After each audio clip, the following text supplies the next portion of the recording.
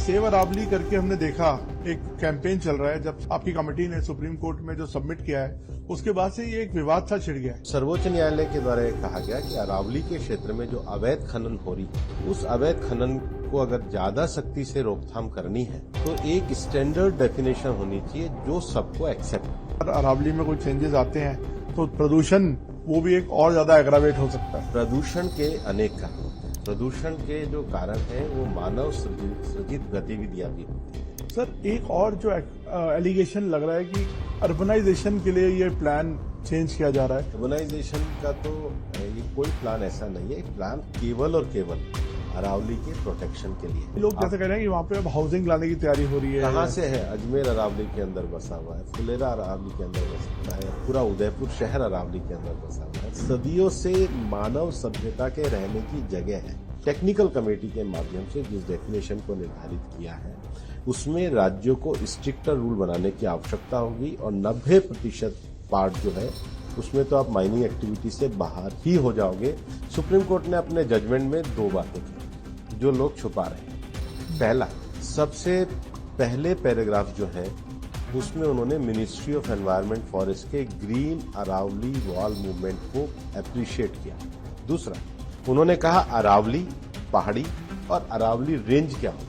अरावली की जो मेन समस्या है वो अवैध खनन की है। अवैध खनन को रोकने के लिए ये जो डेफिनेशन दी गई है सर्वोच्च न्यायालय के द्वारा दी गई है। तो जो ये डेफिनेशन है ये न्यायालय की बनाई हुई जो कमेटी है जिसमें zoological survey of India, forest survey of India, ministry of environment forest और उसके साथ ही साथ चारों राज्यों ने मिलकर के इसको तय किया है।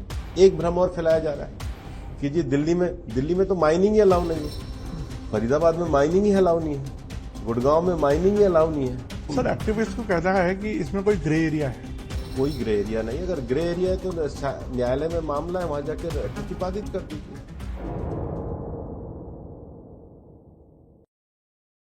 अरावली को लेके एक हमने देखा सोशल मीडिया पे ट्रेंड चल रहा है, उसको समझाने के लिए कि क्या ये इशू है। हमारे साथ जुड़ रहे हैं एनवायरमेंट मिनिस्टर भूपेंद्र यादव जी।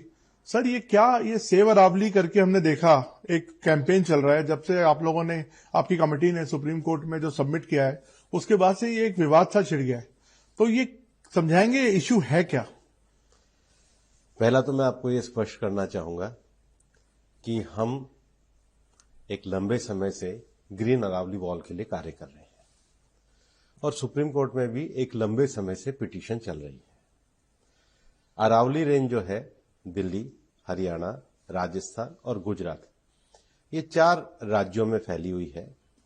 लगभग 1,44,000 स्क्वायर किलोमीटर के एरिया में सबसे पुरानी पर्वत श्रृंखलाओं में है और इस पर्वत श्रृंखलाओं में गांव भी है, कृषि भूमि भी है, शहर भी है, इंडस्ट्रियल बस्तियां भी हैं, रामसर साइट्स भी हैं, प्रोटेक्टेड फॉरेस्ट भी है, रिजर्व फॉरेस्ट भी है और हम पूरी तरीके से प्रतिबद्ध हैं कि ये जो पर्वत श्रृंखलाएं हैं ये हरी भरी रहनी चाहिए।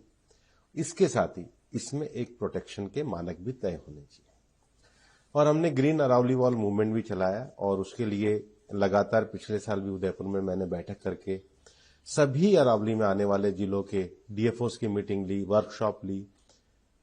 ये जो पिटीशन है ये सुप्रीम कोर्ट में एक लंबे समय से चल रही थी और सर्वोच्च न्यायालय के द्वारा कहा गया कि अरावली के क्षेत्र में जो अवैध खनन हो रही है उस अवैध खनन को अगर ज्यादा सख्ती से रोकथाम करनी है तो एक स्टैंडर्ड डेफिनेशन होनी चाहिए जो सबको एक्सेप्ट हो। तो सुप्रीम कोर्ट ने कमेटी के निर्धारित करी जिसमें मिनिस्ट्री ऑफ एनवायरनमेंट फॉरेस्ट के सेक्रेटरी भी थे, FSI forest survey of India भी थे, भारत सरकार का सर्वे ऑफ इंडिया है उनके भी सेक्रेटरी थे और जो देश की सारी भू आकृति का जो मैपिंग करते हैं जियोलॉजिकल सर्वे ऑफ इंडिया उसके डायरेक्टर भी थे, प्लस चारों राज्यों की सरकारें थी। अब विषय आता है कि अरावली की जो डेफिनेशन है वो सुप्रीम कोर्ट के सामने रखी गई। सुप्रीम कोर्ट ने अपने जजमेंट में 2 बातें कही जो लोग छुपा रहे हैं। पहला, सबसे पहले पैराग्राफ जो है उसमें उन्होंने मिनिस्ट्री ऑफ एनवायरनमेंट फॉरेस्ट के ग्रीन अरावली वॉल मूवमेंट को अप्रिशिएट किया। दूसरा, उन्होंने कहा अरावली पहाड़ी और अरावली रेंज क्या होगी। तो दुनिया भर में जियोलॉजी की जो वैज्ञानिक जो जियोलॉजी में काम करते हैं, भूविज्ञान भू सर्वे विज्ञान में काम करते हैं, तो वहां एक स्टैंडर्ड डेफिनेशन रिचर्ड मार्फी की मानी जाती है कि जो 100 मीटर की ऊंची पहाड़ी होती है उसको पर्वत माना जाता है।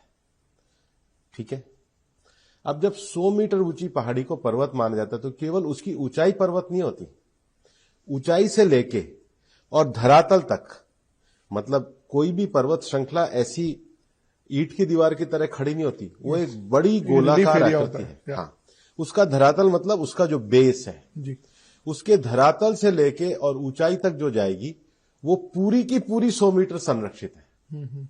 एक जो भ्रम फैला रहे हैं कि केवल ऊंची पहाड़ियों, उसके साथ में पड़ने वाली उसके धरातल में जो छोटी पहाड़ियां जो स्ट्रक्चर है वो सारा संरक्षित है। फिर एक पहाड़ी जो 100 मीटर की है और दूसरी पहाड़ी जो है उसके बीच में जो आधा किलोमीटर का क्षेत्र है, कितना, आधा किलोमीटर 500, उसमें जमीन है वो भी संरक्षित में आएगा, वो भी अरावली रेंज कहलाएगा। तो फिर भ्रम हुआ कहां पे? अब सुनो ना, तो 90% तो भाग संरक्षित है। दूसरा, अरावली में बहुत बड़ी संख्या में प्रोटेक्टेड फॉरेस्ट है, रिजर्व फॉरेस्ट है, वो भी पूरा इसमें संरक्षित है। फिर जो इको सेंसिटिव जोन है उसका जो 1 किलोमीटर का एरिया है वो भी संरक्षित है। इवन जो ड्राफ्ट इको जोन है उसमें भी सुप्रीम कोर्ट के रेगुलेशन के हिसाब से संरक्षण है। और इसके अलावा अरावली के क्षेत्र में बहुत सारी झीलें भी हैं और कुछ झीलें ऐसी हैं जो हमारी रामसर साइट्स भी है। अब जैसे गुड़गांव में सुल्तानपुर की झील है, अलवर में सरिस्का की झील है, उदयपुर को रामसर साइट्स में पूरा लेक सिटी ही बनाया गया, उसके भी 500 मीटर तक के एरिया जो है संरक्षित क्षेत्र में है। तो इस हिसाब से अरावली में एक एक्टिविटी जो माइनिंग एक्टिविटी भी है वो मैं आपको कह रहा हूं 0.19%, 1% से भी कम एरिया में ही माइनिंग हो पाएगी। और वहां भी माइन को कोई खोला नहीं है, वहां भी कहा गया है कि इसका एक मैनेजमेंट साइंटिफिक प्लान बनाया जाए और अगर कोई नई स्वीकृति भी आती है तो उस नई स्वीकृति को आईसीएफआरई से पहले अनुमति ली जाए। तो ये प्रोसेस को स्ट्रिक्ट किया। अरावली की जो मेन समस्या है वो अवैध खनन की है। अवैध खनन को रोकने के लिए ये जो डेफिनेशन दी गई है सर्वोच्च न्यायालय के द्वारा दी गई है और आज भी रिव्यू सर्वोच्च न्यायालय के सामने है।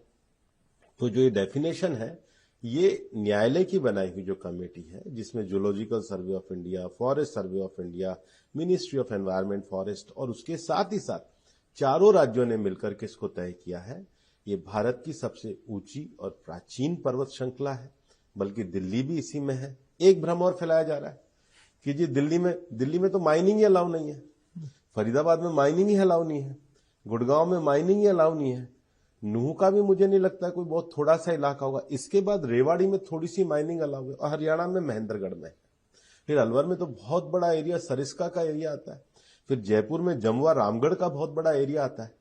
अजमेर में भी अगर आप आगे जाओगे तो अजमेर में भी जो झील है, मतलब पुष्कर झील है, आनासागर झील है, फाईसागर झील है, सांबर लेक है, तो ये तो पूरा अरावली का जोन है।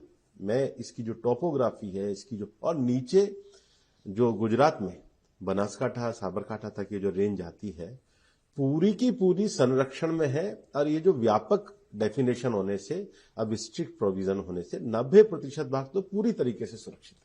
ये 100 मीटर वाला जो आपने मामला बताया है, ये इसमें भ्रम क्या फैलाया जा रहा है कि ऊपर से और नीचे से? वो कह रहे हैं कि बहुत टेक्निकल है, इसको थोड़ा सा अगर आप बारीकी से। टेक्निकल नहीं है, मैं बहुत स्पष्ट कर रहा हूं। 100 मीटर का अर्थ है पर्वत शिखर से लेके और नीचे धरातल तक, पर्वत शिखर से लेके नीचे धरातल तक, और धरातल तक जहां उसका स्थायी भाग आएगा, तो धरातल में वो पूरा ऐसा नीचे पर्वत एक गोलाकार अंडाकार श्रेणी में उसकी जो सब टहनियां होंगी, जैसे कोई पेड़ है, पेड़ ऊपर 25 मीटर का है लेकिन उसकी जो नीचे जड़े जहां तक है, जहां तक उसका है वो पूरा 100 मीटर। सर, एक्टिविस्ट को कहना है कि इसमें कोई ग्रे एरिया है।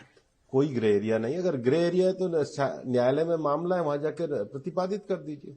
आप आज भी सर्वोच्च न्यायालय में ही विषय है जी, अगर है तो बता दीजिए भाई। आप लोगों में भ्रम क्यों फैला रहे हैं, आप लोगों में झूठ क्यों फैला रहे हैं? और ये तो हुई पर्वत, ये आइडेंटिटी पर्वत।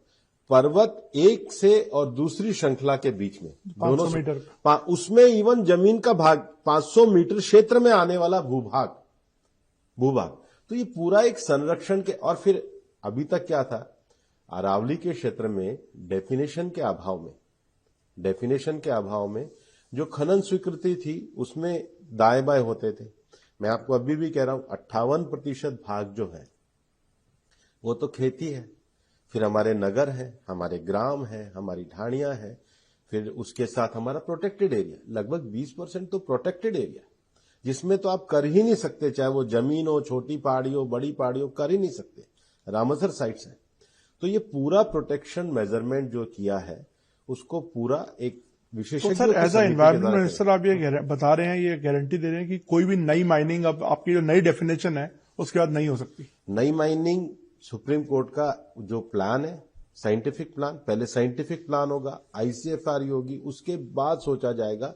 पर मैं बिल्कुल स्पष्ट रूप से बता रहा हूं 0.19% से ज्यादा में हो ही नहीं पाएगा। पर सर स्कोप तो खुल गया ना, लेकिन जैसे पहले जो नई माइनिंग का स्कोप नहीं था, वो प्रोटेक्टेड एरिया ही था सारा। इस पहले चल ही रही है, इसी के आधार पे परमिशन दी जा रही है। ओके, ये इसी के आधार पे परमिशन दी जा रही थी।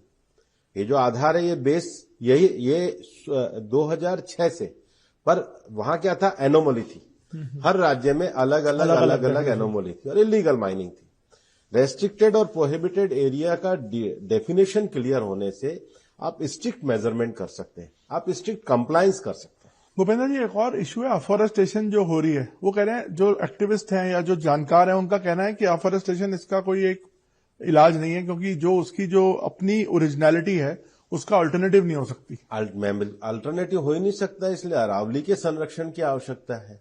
अरावली में सबसे प्राचीन जो भूगर्भीय उसकी जो इकाइयां है, लेकिन इसके एक स्वरूप को बनाए रखने के लिए उसका एक प्रोटेक्शन वॉल ग्रीन फॉल है। केवल चारों तरफ पेड़ लगा देना, जो प्रकृति होती है ये इकोलॉजी होती है। प्रकृति में ग्रास भी होती है, प्रकृति में झाड़ियां भी होती है, प्रकृति में वनस्पति औषधियां भी होती है। ये एक इकोलॉजी सिस्टम है। और जो हमारे मंत्रालय के द्वारा जो इंटरनेशनल बिग कैट अलायंस बनाया गया, तो बिग कैट अलायंस का अर्थ ये नहीं है कि हम कोई टाइगर का कंजर्वेशन तो करते ही हैं, लेकिन टाइगर तब किसी भी जगह पे रह सकता है जब उसके नीचे का जो प्रे है, उसके नीचे का जो इकोलॉजिकल सिस्टम है। और इकोलॉजिकल सिस्टम भी डियर वगैरह तब सर्वाइव करेंगे जब उनके लिए घास वगैरह होगी।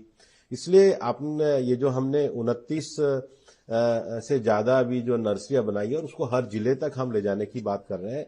हमने पूरी अरावली की हर अरावली के जिले की लोकल वनस्पतियां क्या है, लोकल पेड़ क्या है, और पेड़ वनस्पतियों में एक छोटे से घास से लेकर और बड़ा पेड़ तक सारा इकोसिस्टम आता है। इसलिए मैं केवल पेड़ की बात नहीं करता, इकोलॉजी की बात करता हूं। सर एक और जो मतलब एक एप्रीहेंशन लोगों में है कि जब अगर अरावली में कोई चेंजेस आते हैं तो प्रदूषण जो आज इस समय बड़ा मुद्दा बना हुआ है, वो भी एक और ज्यादा एग्रावेट हो सकता है। प्रदूषण के अनेक कारण होते हैं। प्रदूषण के जो कारण है वो मानव सृजित गतिविधियां भी होती हैं। प्रदूषण के दो मानक होते हैं, एक PM 2.5, एक PM 10। दोनों चीजें हैं। PM 2.5 में जब कार्बन एमिशन ज्यादा होता है, मतलब जो 2.5 के जो माइक्रो कण है वो ज्यादा क्यों होंगे? क्योंकि या तो ओजोन होगा, लेड होगा, कार्बन होगा, सल्फर होगा। जब ये हवा में इंडस्ट्री के कारण, व्हीकल के कारण, अन्य गतिविधियों के कारण आएंगे, तो पहला विषय होगा। फिर PM 10 में धूल और उसके बड़े कण जो होंगे, इनके मिलाने से दूसरा जो विषय होता है वो मेटेरियोलॉजिकल कंडीशन होती है, मौसम विज्ञान की, कि जब हवा चलनी बंद हो जाएगी और ये लगातार इनका उत्सर्जन होता रहेगा तो वो ठहर जाता है। बट सर दिल्ली में तो ना NCR में ना कोई इंडस्ट्री है उस तरह की, और आपने काफी हद तक हम देखते हैं ग्रीन व्हीकल्स का भी चलन हो रहा है। फिर ये पोल्यूशन का क्या वजह है जो मतलब अनएक्सप्लेन्ड है? दिल्ली में अभी सर्वोच्च न्यायालय ने एक अच्छा निर्णय दिया है कि दिल्ली में अच्छे फ्यूल के लिए हम BS6 पे आए थे। BS6 के पहले के जो व्हीकल हैं, जो कि पॉल्यूटेड व्हीकल हैं, उनका जो कोहेसिव प्रोटेक्शन का स्टे था वो विड्रॉ हुआ है। तो एक तो हमें फ्यूचर में, क्योंकि दिल्ली में करोड़ों व्हीकल चलते हैं, टू व्हीलर से लेके और बड़े व्हीकल, तो इसका फ्यूल अगर हम अच्छा प्रयोग करेंगे, उसके लिए उसके जो पर्यावरण के मानक होंगे, वो पहला विषय है। दूसरा विषय है कि दिल्ली में अभी पिछले ही दिनों निर्देश देके हमने स्मार्ट ट्रैफिकिंग पे जोर दिया है।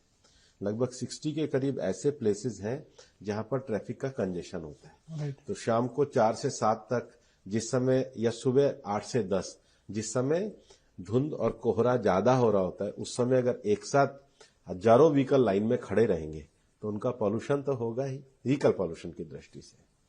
दूसरा, दिल्ली केवल दिल्ली नहीं है, दिल्ली एनसीआर रीजन है। और एनसीआर रीजन से भी आगे जो हमने अथॉरिटी बनाई है सीएक्यूएम, उसने एयर शेड की पहचान करी है। तो उस एयर शेड में लगभग 240 इंडस्ट्रियल एरिया है, और 240 इंडस्ट्रियल एरिया में 3,500 इंडस्ट्री हैं जो रेड और ऑरेंज कैटेगरी की है। ओके। वो जो 3,500 इंडस्ट्री है, उसमें हमने कहा है कि आप डिवाइस लगाइए जिसको मॉनिटरिंग से जोड़ने का काम करेंगे, ताकि आपको ये पता लगे कि आपका ग्राफ कैसा है। मुझे बताते हुए ठीक लग रहा है कि हमने उसमें भी पैनिक नहीं होने दिया है। लगभग 1200 के करीब इंडस्ट्री में डिवाइस लगे हैं, बाकी को 31 दिसंबर का समय दिया है। तीसरा जो बड़ा विषय है वो डस्ट का है। एक बहुत बड़ी जो एक्टिविटी चलती है कंस्ट्रक्शन और डेमोलिशन की चलती है। तो कंस्ट्रक्शन करते हैं तब तो ठीक है, लेकिन आप देखेंगे कि जो डेमोलिशन होता है उसको रखने की कोई जगह नहीं है।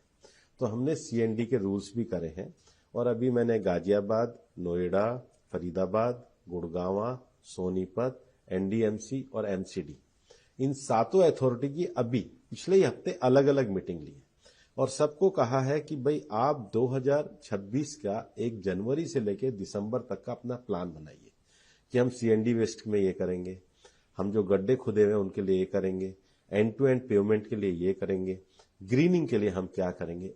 फिर जो एक बहुत बड़ा कारण है वो सॉलिड वेस्ट है। जैसे आपका तो इंटरनेशनली भी आप एक्सपोजर है, आप क्या कुछ बाहर की बेस्ट प्रैक्टिस, सॉरी आप मेरा इतना ही रोकेंगे?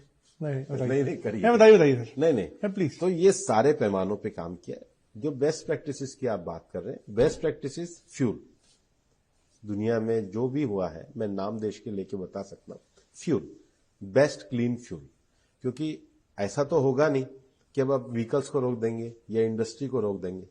क्वेश्चन ये है कि वो बेटर जो अपना भी इंडस्ट्री चलाने के लिए करे, वो फ्यूल का इस्तेमाल करे। इसलिए आपको मैं बताना चाहूंगा, हमने 240 इंडस्ट्रियल एरिया में 226 में पीएनजी गैस की सप्लाई कर दी। हमने कहा कि मैक्सिमम चीजें आप गैस बेस पे ले जाइए। फिर जो हमारे थर्मल पावर है उसमें दिल्ली के आसपास जो है उनका नई टेक्नोलॉजी में वो जाए, उसको हमने बनाने का काम किया। तो फ्यूल एक बड़ा विषय है, ग्रीनिंग बड़ा विषय है, डस्ट मैनेजमेंट एक बड़ा विषय है, और नेशनल क्लीन एयर प्रोग्राम में प्रधानमंत्री जी ने जो पूरे मानक हम लोगों ने तय किए हैं, फाइनेंस कमीशन से जो सपोर्ट दिया है, तो हमने ये नीचे दिल्ली की सारी कॉरपोरेशंस को कहा है कि आप नेशनल क्लीन एयर प्रोग्राम के जो स्टैंडर्डाइजेशन के विषय हैं, उसमें सीएनडी, वेस्ट मैनेजमेंट, क्लीनिंग से लेके जो सारे विषय हैं, उसको अगर आप लेकर इंप्लीमेंट करेंगे स्टेप बाय स्टेप, तो उसका इफेक्ट आएगा। और इसमें सारे कोऑर्डिनेशन के लिए जो सेंट्रल एयर मॉनिटरिंग जो कमीशन है वो लगातार काम कर रहा है, लगातार उसकी रिव्यू और मीटिंग हम लोग कर रहे हैं। तो सर आप जैसे प्रोजेक्ट कर रहे हैं कि हम ये चीजें करेंगे, आपने एक प्लान बनाया है, आपका ये भी है कि आपको लगता है इससे कितना एक्यूआई नीचे आ पाएगा अगले सीजन तक? देखो, अगर इस बार तो मुझे लगता नहीं है कि इतनी जल्दी आएगा। सीजन की तुलना अगर आप देखेंगे सर, तो एक्यूआई के दिन काफी बेहतर हुए हैं, लेकिन दिसंबर में 2 बार जो मीटेरोलॉजिकल कंडीशन होती है, जिसमें हमारे जो वेस्टर्न डिस्टर्बेंसेज आते हैं, अगर तो वो बारिश बन के बरस गए तो ठीक होता है, अगर वो ऊपर से चले जाते हैं तो उस समय हवा रुक जाती है। हवा स्टिल होने पे ही PM 2.5 और PM 10 जो है उनकी मात्रा स्थिर रह जाती है, तो उसके लिए हमने ग्रैप का प्रोविजन किया है, और सीएक्यूएम को यह अथॉरिटी दी है कि वो प्रेडिक्शन के आधार पे, क्योंकि ये केवल सीएक्यूएम ये गतिविधियां तो हैं ही, साथ में उनको मौसम विज्ञान के साथ भी संबंध रखना पड़ता है, और उस एप्रीहेंशन को देखकर ये जो गतिविधियां इसको रेस्ट्रेन करने के लिए ग्रैप लगाना पड़ता है। पर ग्रैप के भी इस वर्ष के अनुभव से हम बेहतर कोऑर्डिनेशन के अगले बार के इम्प्लीमेंटेशन रूल लेके आए। हम लोग क्योंकि देखते हैं सर कि कई कंट्रीज ने जैसे ऑलमोस्ट ऐसा ही पॉल्यूशन फेस किया है, बीजिंग एक उदाहरण है, उन्होंने लेकिन कंट्रोल कर लिया। और मैं कह रहा हूं ना, फ्यूल, डस्ट और स्ट्रिक्ट मेजर्स, इसके बाद आपको लगता है कि कोऑर्डिनेशन, क्योंकि दिल्ली में जब तक आसपास की ये जो 8 जो हमारी म्युनिसिपैलिटीज हैं उनके कोऑर्डिनेशन को करना पड़ेगा। और आपने देखा होगा कि अभी शहरी विकास मंत्रालय ने भलसवा का, ओखला का, गाजीपुर का ये जो भीड़ लगा हुआ था राइट, लंबे समय से लगातार काम कर रहे हैं, उसकी भी हर महीने की मॉनिटरिंग हो रही है। और ऐसा लगता है कि जून तक हो जाएगा, केवल गाजीपुर का बच जाएगा, तो उस पर दिन रात काम चल रहा है। गुड़गांव और फरीदाबाद का भी बंदवाड़ी के पास एक जगह है, जी, तो उनका भी अभी टेंडरिंग वगैरह निकाल के वो लोग भी कर रहे हैं। गाजियाबाद में तो बहुत अच्छा उन्होंने किया है कि अपने लीगेसी वेस्ट डिस्पोजल को समाप्त करके उन्होंने मियावाकी का एक जंगल बनाया है। और हमने सभी कॉरपोरेशंस को ये आग्रह किया है कि वो अपना पार्क एरिया को डिक्लेयर करें, ताकि पब्लिक पार्टिसिपेशन करके पार्क एरिया की ग्रीनिंग पे ज्यादा से ज्यादा हम लोग लगेंगे तो ज्यादा अच्छा रहेगा। सर एक आखिरी में मैं थोड़ा अरावली पे वापस आता हूं। सर एक और जो एलिगेशन लग रहा है कि अर्बनाइजेशन के लिए ये प्लान चेंज किया जा रहा है, इस पे भी मैं चाहता हूं कि आप बोलें ताकि लोगों को क्लैरिटी हो। नहीं, अर्बनाइजेशन का तो ये कोई प्लान ऐसा नहीं है। प्लान केवल और केवल अरावली के प्रोटेक्शन के लिए है। अर्बन शहर तो वैसे अरावली में नहीं, कई लोग जैसे कह रहे हैं कि वहां पे अब हाउसिंग लाने की तैयारी हो रही है। कहां से है? अजमेर अरावली के अंदर बसा हुआ है, फुलेरा अरावली के अंदर बसा हुआ है, अपना क्या कहते हैं, पूरा उदयपुर शहर अरावली के अंदर बसा हुआ है, बूंदी शहर अरावली के अंदर बसा। कितने शहर में आपको गिना दूंगा जो अरावली के अंदर ऑलरेडी ये सदियों से मानव सभ्यता के रहने की जगह है। लेकिन जो अरावली का प्रोटेक्टेड एरिया है उसकी क्लियर डेफिनेशन अगर जो सुप्रीम कोर्ट ने करी है, सुप्रीम कोर्ट ने उसको अरावली और अरावली रेंज को geological survey of India, forest survey of India और अपना मिनिस्ट्री ऑफ एनवायरनमेंट, इनसे सर्वेयर ऑफ इंडिया, इन सब से इनकी टेक्निकल कमेटी के माध्यम से जिस डेफिनेशन को निर्धारित किया है उसमें राज्यों को स्ट्रिक्टर रूल बनाने की आवश्यकता होगी। और 90% पार्ट जो है उसमें तो आप माइनिंग एक्टिविटी से बाहर ही हो जाओगे। मैं आपको कोट अनकोट कह रहा हूं, कहीं भी कह देना 90% में तो माइनिंग हो ही नहीं सकती है। और मैं आपको कैलकुलेशन दे रहा हूं, जो सबसे बड़े माइनिंग के जिले हैं जिसमें राजसमंद आता है, उदयपुर आता है, वहां भी 1% से कम, कुछ जगह तो एवरेज अगर निकालेंगे तो 0.19% में ही माइनिंग अलाउ हो सकती है। और वो भी अभी अलाउ नहीं होगी जब तक राज्य उसका प्लान नहीं बनाएंगे, जब तक ICFRE की अनुमति नहीं होगी, और जो अवैध माइनिंग चल रही है वो पूरी तरीके से निरस्त हो जाएगी। तो सर अब यूनिफॉर्मिटी अब इम्प्लीमेंट होनी शुरू हो जाएगी? अभी मामला न्यायालय में है। हम जो भी नियम होंगे, जो कानून होंगे, कोर्ट के द्वारा जो विषय होंगे उसको पूरी तरीके से इम्प्लीमेंट करें। Thank you so much sir, आपने बहुत अच्छे से पूरा समझाया इस पे, इस अरावली के विषय पे भी और पॉल्यूशन के विषय पे भी। थैंक यू, धन्यवाद।